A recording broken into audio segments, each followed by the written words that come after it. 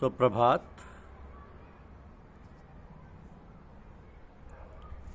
विषयों के गंदगी में भगवान नहीं आते, यह हमारी आज की आध्यात्मिक चर्चा का विषय।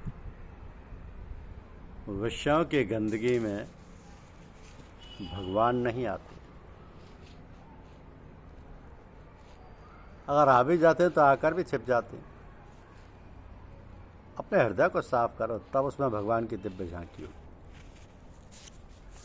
जब तक तुम्हारा मन विषयों में आसक्त है, तब तक तुम विषय मोह की शरीर, धन, स्त्री, पुत्र, मकान, जमीन, मान, यश आदि को अपना मानकर उनकी रक्षा करना चाहते हो।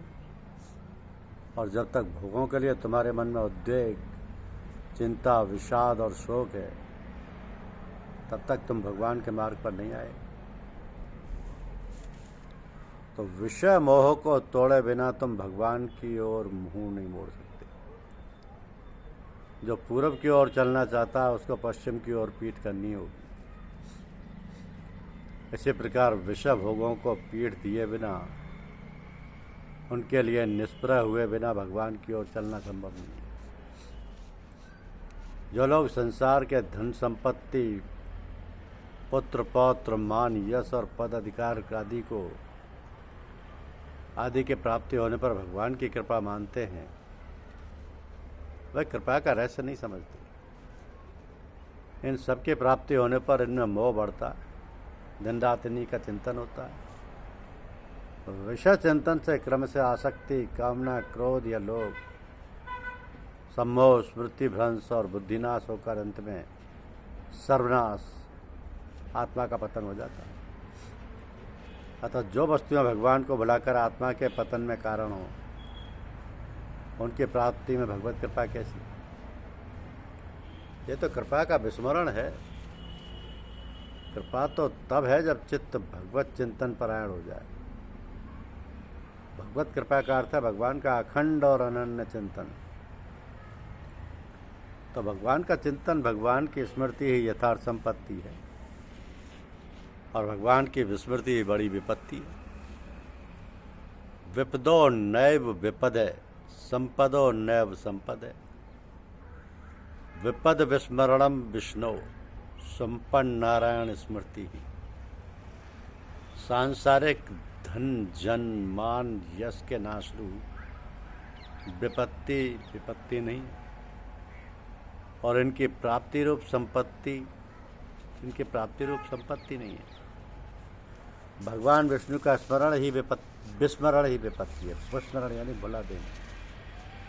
भगवान विष्णु का विस्मरण ही विपत्ति है, और नारायण का स्मरण ही संपत्ति है। क्योंकि भगवत स्मरण से परमानंद रूप परमात्मा की प्राप्ति होती है, और भगवत स्मरण पूर्वक विषय चिंतन से नरकों की प्राप्ति होती है। तुम यदि भगवान के मार्ग पर चलना चाहते हो, तो तुम्हें विषय का मोह छोड़ना ही पड़ेगा। फिर यदि भोग पदार्थ रहेंगे, तो वे भगवान की पूजा के उपकरण में रहेंगे, और तुम उनके द्वारा जो स्वकर्म का आचरण करोगे, उसमें भगवान की पूजा होगी। तो जब तक तुम विषय पूजन में लगे हो, तब तक भगवान के मार्ग से दूर। तो विषयों की गंदगी में भगवान नहीं आते, आकर भी छिप जाते। अपने हृदय को साफ करो, तब उसमें भगवान की दिव्य झांकी होगी। किसी बाहरी दिखावे से भगवान नहीं मिलते। कपड़े बदल लिए, स्थान बदल लिया, आसन लगा लिया, ऊपर के और भी परिवर्तन कर लिए, साधन की शुद्ध भावना से करने पर ये बाह्य साधन भी अच्छी चीज़ें हैं, परंतु ये वास्तविक साधन नहीं है। तुम यदि इन बाह्य साधनों को ही सब कुछ मानकर अपने को साधक या साधु मान बैठोगे, तो धोखा खाओगे और नुकसान उठाओगे। जब तक तुम्हारा मन, तुम्हारी बुद्धि भगवान का चिंतन नहीं करती, तब तक तुम्हारा चित्त निरंतर भगवत चिंतन में ही नहीं लग जाता, तब तक बाहरी साधनों से कुछ नहीं हो सकता।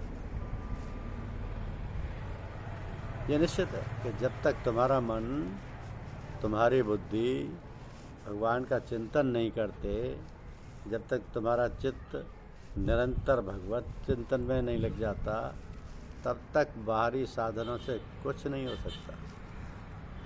तो तुम्हारा जीवन यदि भगवान के अखंड स्मरण, सुधारस को चखे बिना ही चला जाएगा, तो इससे बड़ी और कोई हानि नहीं हो सकती।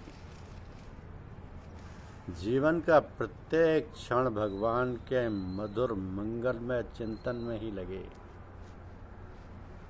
तभी जीवन की सार्थकता और जीवन का परम लाभ है। क्योंकि अगर तुम्हारा मन विषय में आसक्त है,